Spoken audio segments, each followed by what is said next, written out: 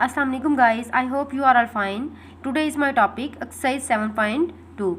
7.2 का question number 3 आज हम स्टार्ट करेंगे। क्वेश्चन नंबर 3 को स्टार्ट करते हैं। Find the 15 term of an arithmetic progression. आपने टर्म कौन सी फाइंड करनी है? 15 टर्म फाइंड करनी है आप किसकी? अरिथमेटिक प्रोग्रेशन की। इससे आपको ये तो समझ आ गया कि ए के नीचे बेस 15 आएगी, ये चीज़ आपने फाइंड करनी है। Word the third term is 8 and the common difference is 1/3। अब उन्होंने अरिथमेटिक प्रोग्रेशन की थर्ड टर्म भी दे दी है, मतलब A3 आपको क्या दे दिया हुआ है? 8 दे दिया हुआ है, और कॉमन डिफरेंस हम कहते हैं D को, वो आपको क्या दे दिया है? D दे दिया है। अब हम क्वेश्चन की तरफ, क्वेश्चन को हमने अंडरस्टैंड कर लिया है, इसके सोल्यूशन की तरफ आते हैं। जैसे कि हमने हेडिंग को अंडरस्टैंड कर लिया है, अब इसके सोल्यूशन की तरफ हमने आना था। तो सबसे पहले हम ये देख रहे हैं कि हमारे पास जो वैल्यूज़ हैं गिवन, वो हम लिख लेते हैं। फाइंड द 15 टर्म, आपने 15 टर्म फाइंड करनी है, मींस के A15 आपने फाइंड आउट करना है। उसके बाद आपके पास और क्या है? इसके थर्ड टर्म आपके पास क्या है? 8 है, तो हम क्या लिखेंगे? A3 is equal 8। नेक्स्ट जो गिवन है हमें कॉमन डिफरेंस है, कॉमन डिफरेंस को हम D से डिनोट करवाते हैं। D आपके पास कितना है? 1/3। अब आपने A15 फाइंड करना है, मतलब इसकी nth टर्म आपके पास क्या है? 15 है। n आपके पास क्या है? Number of term 15। तो आपके पास n अब क्या है? आपके पास n इज इक्वल 15। ये जो हमारे पास गिवन था और जो हमने फाइंड करना था वो हमने अपने क्वेश्चन को रीड आउट करके लिख लिया है। अब हम लिखते हैं इसकी जनरल टर्म। जनरल टर्म हमने हर क्वेश्चन में की है।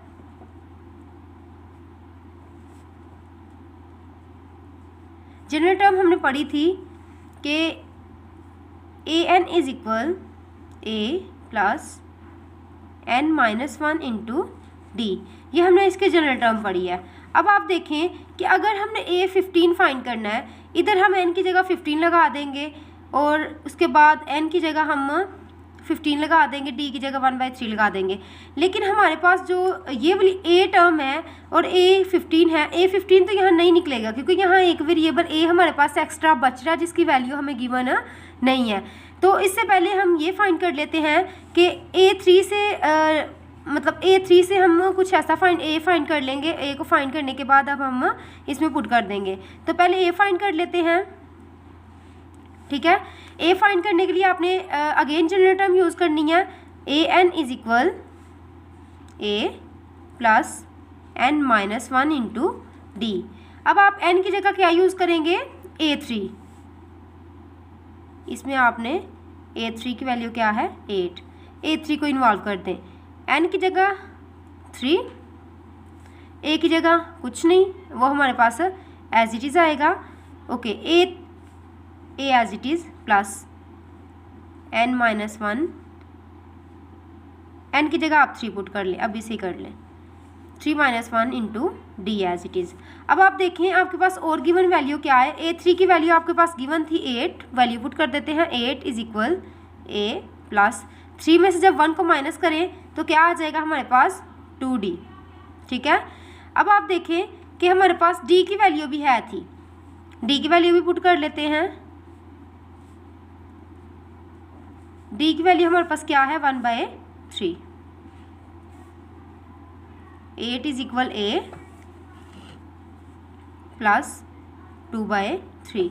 a इधर रहेगा, 2/3 दूसरी साइड पे गया तो -2/3 हो गया। एलसीएम ले लें इसका, नीचे 3 है तो ऊपर क्या आ जाएगा हमारे पास? मीन्स 8 के नीचे 1 है ना, जब आप कैलकुलेटर पर 3 को 1 से डिवाइड करवाएंगे तो आपके पास 3 आ जाएगा। 3 को जब 8 से मल्टीप्लाई करवाएंगे तो 24 आ जाएगा। 24 - 2 a as it is. a is equal 24 में से जब 2 को माइनस करें तो क्या आ जाएगा आपके पास? 22/3। ये आपके पास क्या आया? a आपके पास है 22/3। अब दोबारा हम क्वेश्चन की तरफ आते हैं। ये जो हमने लिखा था कि A15 फाइंड करना है आपने, मतलब इसकी 15 टर्म और अरिथमेटिक प्रोग्रेशन की फाइंड करनी है। इसके लिए हमें मसला बन रहा था कि A हमारे पास नहीं था, ठीक है। तो ये सारा कुछ हमने A फाइंड करने के लिए किया था, इसकी थर्ड टर्म को यूज़ करके A फाइंड कर लिया है। ओके, अब हम अगेन इसका जनरल फार्मूला लिखते हैं, a n is equal a plus n minus one into d. इसमें वैल्यूज़ को पुट कर देते हैं। अब आपने nth term 15th term find करनी है, तो n की वैल्यू पुट कर दें, इसमें n इज इक्वल 15 पुट कर दें, इसमें a 15 आपने फाइंड करना है, d की वैल्यू आप 1/3 ही पुट करेंगे, एंड a की वैल्यू भी हमने फाइंड आउट कर ली है, a इज इक्वल 22/3 आ गई है। इसमें ये जो डाटा था वो मैंने लिख दिया है ताकि हमारे लिए इजीली इसको सॉल्व करना आसान हो जाए।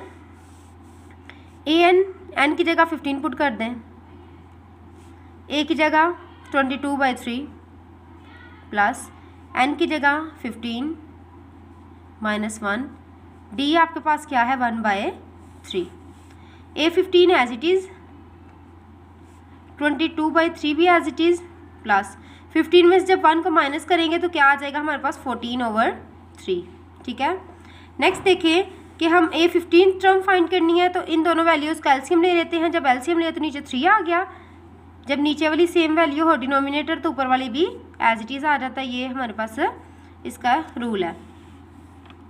जब 22 में 14 को प्लस करें तो क्या आ जाएगा हमारे पास 36/3। साइड पे हमारा a 15 चल रहा है। अब इसकी कटिंग कर दें, a की वैल्यू क्या आ जाएगी, a 15 इज इक्वल 12। यही एक्चुअली में हम फाइंड करना चाह रहे थे, जिसके लिए हमने सबसे पहले, अगर हम दोबारा क्वेश्चन को समझें तो क्वेश्चन देखें, हमें उन्होंने गिवन क्या दिया हुआ था, a 15 टर्म हमें फाइंड करने के लिए कहा है, a 3 आपके पास गिवन थी, third term is equal 8 and common difference भी आपके पास है, d इज इक्वल 1/3 थी। अब a 15 टर्म फाइंड करनी थी तो n की वैल्यू क्या थी हमारे पास 15 थी। जनरल फार्मूला लगाती, जनरल फार्मूला हमने जब लगाया तो a n is equal a plus n minus one into d. यहाँ हमारे पास ए एन तो हम बन जाता है, एन आप 15 लगा लें या a 3 की जगह 8 लगा दें, हमारे पास a नहीं था, है a फाइंड करने के लिए हमने क्या किया, ये a 3 इज इक्वल 8 इसको यूज़ किया।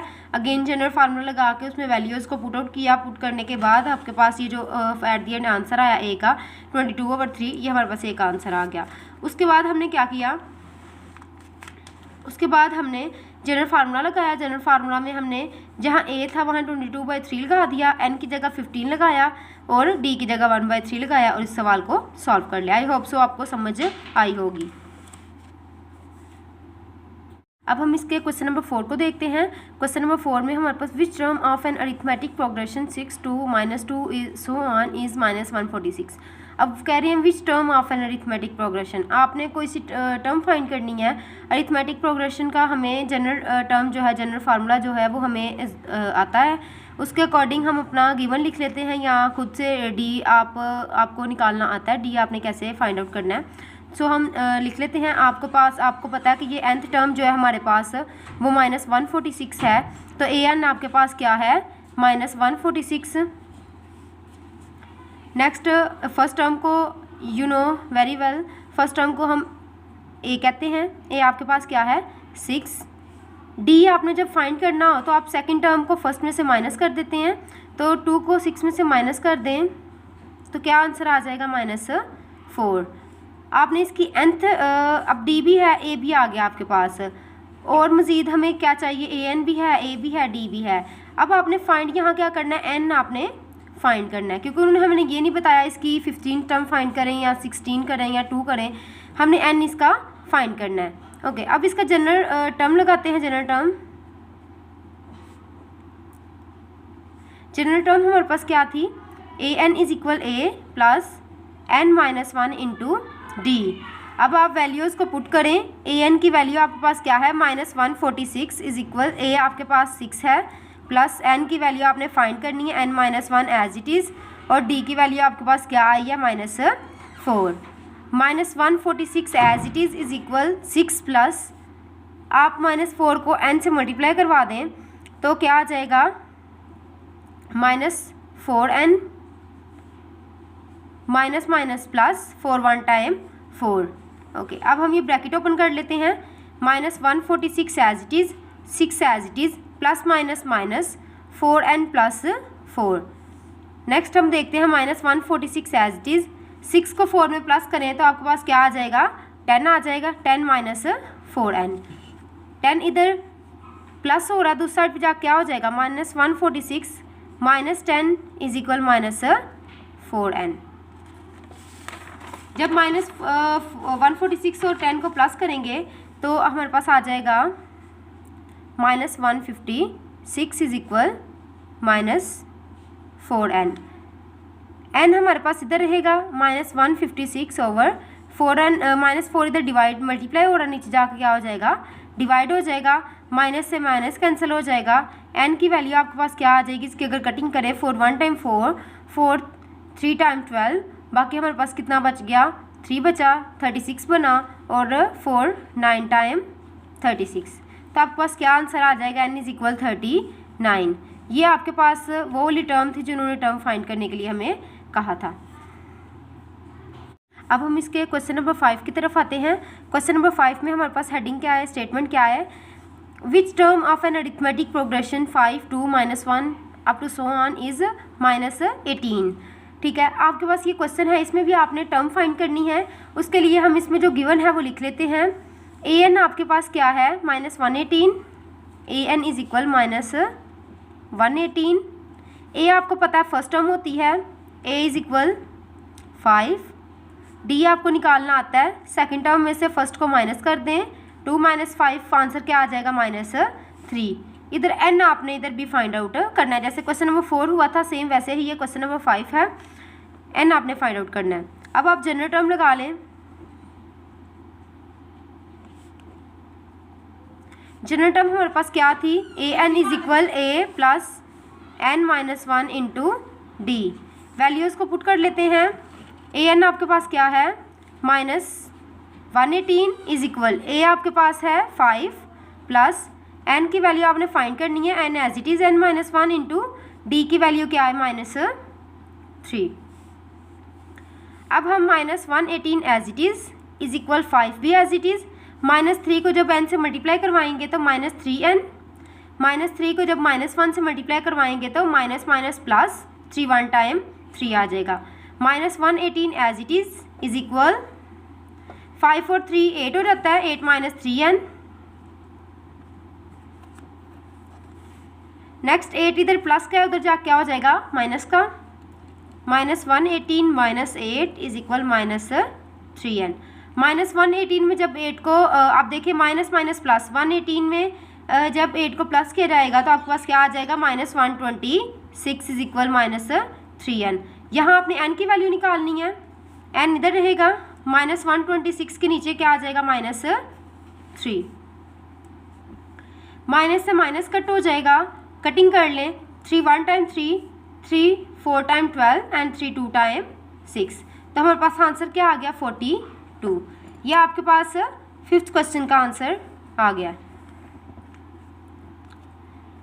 आज हम क्वेश्चन 5 तक ही करेंगे, इंशाल्लाह नेक्स्ट लेक्चर में क्वेश्चन नंबर 6 स्टार्ट करेंगे। ओके, टेक केयर, अल्लाह हाफिज़।